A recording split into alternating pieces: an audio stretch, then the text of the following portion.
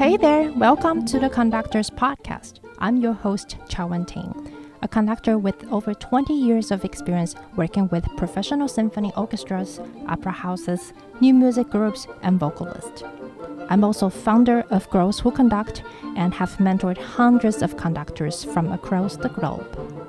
I created the Conductors podcast to share all the behind-the-scenes secrets with you while I interview conductors, musicians, and business gurus from around the world. This is a space created for conductors, conducting students, musicians, and non-musicians who are curious and interested in learning more about the profession, craft, industry, and business. Shy away from the real talk? No way. Money, hardship, growth, and the roller coaster of a conducting career are all topics we discuss here. I will give you simple, actionable, step-by-step strategies to help you take action on your big dream, move through the fear that's holding you back, and have a real impact. Now, pull up a seat, make sure you're cozy, and get ready to be challenged and encouraged while you learn.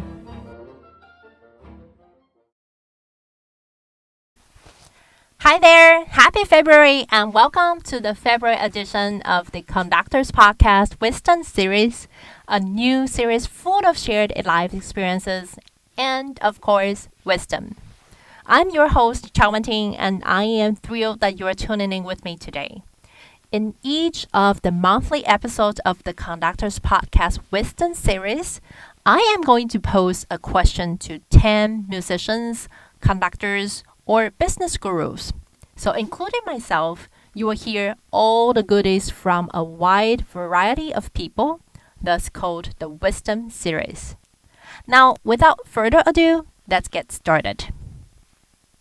This month's question that I am asking my people is, what's the most important habit that you have that you believe contributes to your success?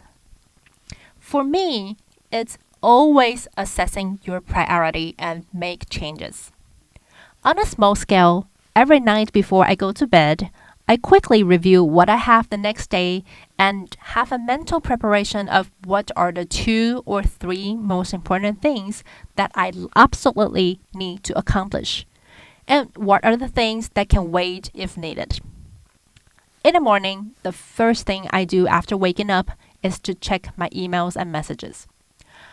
Okay, I know a lot of business insider or online self-care gurus will say that it's a terrible idea, but because I have family and also professional connections overseas, checking messages let me know if there's anything urgent that I need to take care of right away. I also quickly review my calendar of the day to see if I need to adjust my get-to-do list a little bit, so I will have a peace of mind. On a larger scale, I often plan for the next 6 weeks, as I can't take care of things further away. But the theory is the same. I need to have a clear idea of what needs to be done when, such as new pieces to learn, or writing commitment for publication and my Adore project, timelines or various mini milestones for my various projects under Girls Who Conduct, and of course, the many activities for family. If you're a parent, you will know that they are sometimes busier than you are, with birthday invitations, dance and choir recitals, sport team meet, and tournaments, school events, exams, and so on. Constantly evaluating your current priority, know what to let go, and be prepared to be flexible. My guests today are Kristen Roach. She is an opera conductor and my guest in episode number 12. It's something I had to learn, but I think I am so protective of my calendar now. And what that means is I put everything on it, whether that's going to the grocery store or time to answer emails or time to score study, practice, meetings. I put everything on that calendar. And when my children were at home, they had their own calendars. And I use Google Calendar because you can have a bunch of different ones, but it doesn't even matter what type you use. What I have found that is most advantageous for is when surprises happen, I can look at my calendar and say, okay, I am needing to go take care of this emergency, or I'm being invited to go to dinner, or whatever it is. When last minute things come up, I can look at my calendar and see what it is I will need to reschedule in order to say yes to this opportunity, or what I won't be able to reschedule. And then I can feel very gracious in just saying, no, I'm sorry, I can't. Or I can look ahead and say, but could you do Friday morning at 9 a.m.? And before I started doing this, I would always give away the time I had set for myself to do some physical exercise or score study or whatever. And I was always frantic, like, why don't I have any time for me? Well, this is why. Because I was not accurately accounting for all the different things that I need to do. As a university teacher, I write a lot of recommendations, and they all tend to be due November 1st or December 1st or February 1st. So I have now a revolving appointment that pops up yearly, the 3 days before those 3 dates. It's a 2-hour block that says, write any last minute recommendations. Now, if I don't have any, then that's 2 hours that I get to read a book or practice or go for a walk or go have coffee with a friend or something. But as I learn other things that pop up semi-regularly that I quote unquote never have time for, I put those on my calendar as well. And sometimes they show up as tasks to do. Sometimes they show up as things to think about. Sometimes it's just a block of time that you are always tired the day after juries. So don't schedule anything the day after juries. So that calendar has continued to save my brain cells for years now. Since once I started doing that, it was when my children were like 6 and 10 that I really realized how important that was. Next, we'll be hearing from Tiffany Chen. She is also an opera and orchestra conductor and my guest in episode number 4, From Fear to Courage, which is one of the most loved episodes of the show. Yeah, so the most important habit that I've developed recently is just engaging with content about leadership. So I do a lot of reading, thinking, responding, writing, and learning from conversations about leadership and ideas about leadership in music and also more importantly outside of music.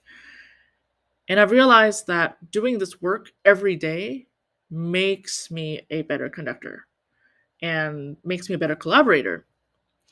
And to my surprise, this habit has gotten me to become better more than any other musical habit that I've developed over my life. And that to me is really interesting.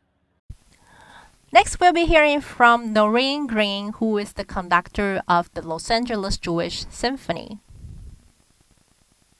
So, one of the most important habits I think that has contributed to my success is the fact that I am flexible, I have fun, and I smile when I'm on the podium.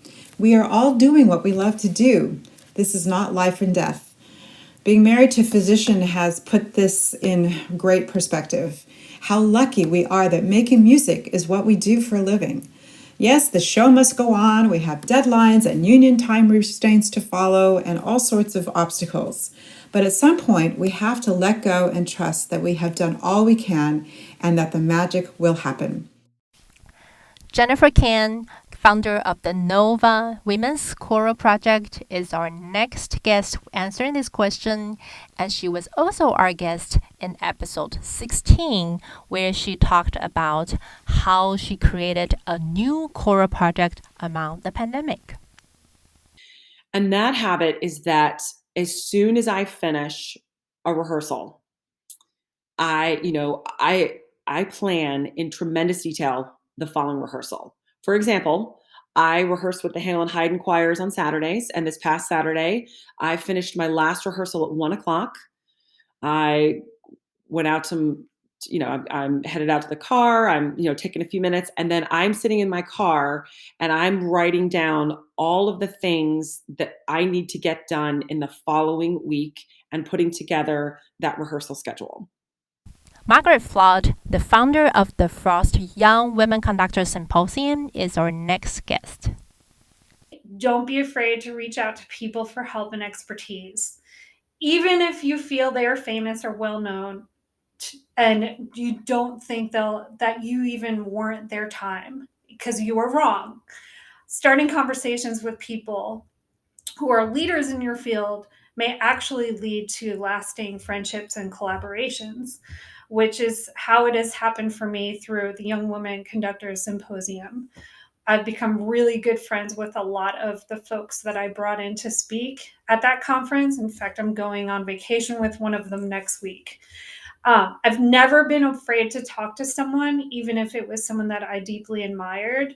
But given that advice, just you never know who you will connect with and who can become just a valuable friend and mentor and confidant in your life. Next, we'll be hearing from Dr. Kira Omachenko, who is the conductor of the Wilfrid Laurier University Symphony Orchestra and also my guest of the episode number 22 about string techniques. Well, one thing that might be a little bit obvious is every day I always do score study. Like that is just like my daily homework, my daily exercise. Like, and the thing is, like, I'm not gonna lie, I love score study because it forces anyone who I'm living with, if it's my husband or anything, I'm just like, hey, I need my quiet time. Like it's just you and the score, and it can be as enjoyable as you want it to be or enjoyable as you make it to be. And that to me is just like, all right, I have a date with my score. I have a date with the music or with the composer, just like having that one-on-one relationship. So I do carve out time every day for score study. It's me time, it's music time, all that, just me and the music. So I do that daily. Dr. Kira Steiner or Dr. Kiki, who is a decolonization consultant and choral conductor. My guest at episode number 17 is the next. One of my most important habits has been journaling. I have journaled not every day, but very regularly, pretty much since my master's program, through my doctoral program, and today, because my journal is where I write down all of my dreams, all of my goals, all of my intentions for the ways that I want to show up in my daily life. And so my journal is where I get to feel and express each day, each week, without censoring myself, without having to be any which way. But I just get to be, and I just get my thoughts out on paper. And a lot of times that is enough of a release for me to just continue on with my day and to let go of maybe what was bothering me or bugging me or just cycling in my head about, oh, I really want to get this goal completed. I want to accomplish this thing. The next person, Ling, is a dear friend and also music director of the Hamilton Broadway show. And she was my guest in episode 21, Demystify Broadway. I keep to myself a lot.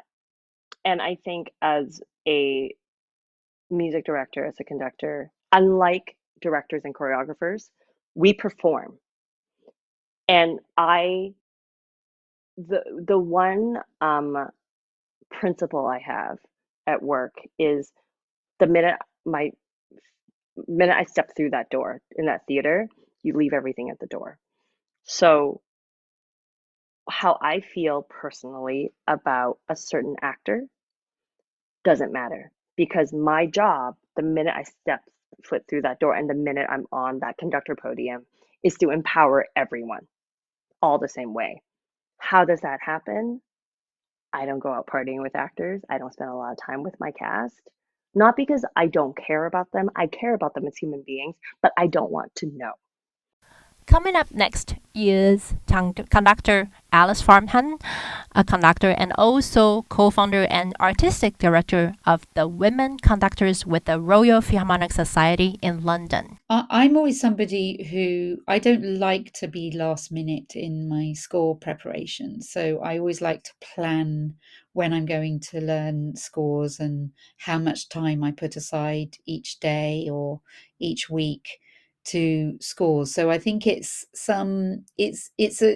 not a very, very strict schedule, but I do keep I make sure that I've got a sort of even spread. So any piece I ever learn, any work, however big or small, I make sure that I don't try and learn it all in one go, but I keep it going along so that it's able to develop and mature.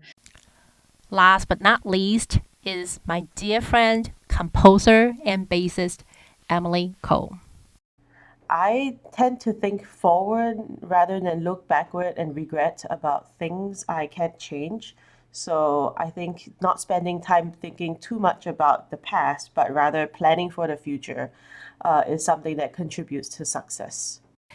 Here we are, and I hope you enjoyed listening to everybody's talk, and I love you as always. I look forward to seeing you again in our next episode in March. Take care. Bye for now.